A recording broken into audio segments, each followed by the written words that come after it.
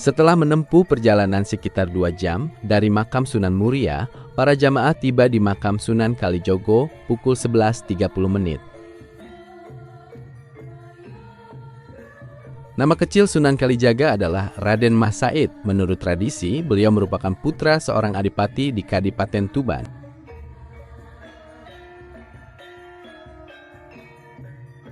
Setelah berguru kepada Sunan Bonang dan menjadi bagian dari Wali Songo, Sunan Kalijogo aktif berdakwah di berbagai wilayah di Jawa.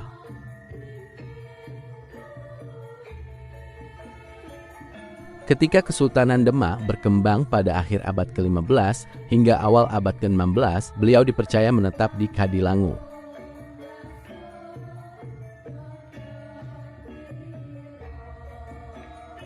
Banyak kisah rakyat menceritakan bahwa pada masa mudanya, ia pernah menjadi perampok yang dijuluki Lokajaya karena prihatin melihat ketidakadilan sosial. Setelah bertemu dengan Sunan Bonang, kehidupannya berubah dan ia mendalami ajaran Islam.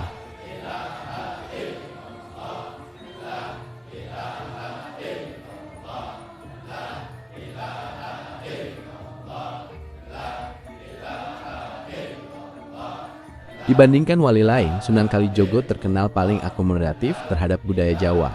Ia menggunakan wayang kulit, gamelan, tembang Jawa, tradisi lokal yang tidak dianggap bertentangan dengan ajaran Islam.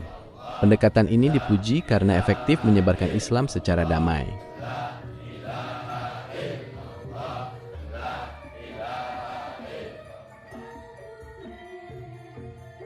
Warisan terbesar Sunan Kalijogo adalah pendekatan dakwah yang mengedepankan kebijaksanaan, toleransi budaya, dan pendidikan moral.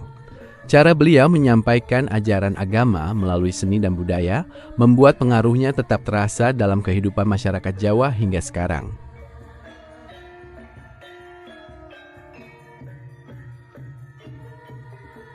Selanjutnya para jamaah bergerak menuju makam Sunan Demak atau Raden Patah.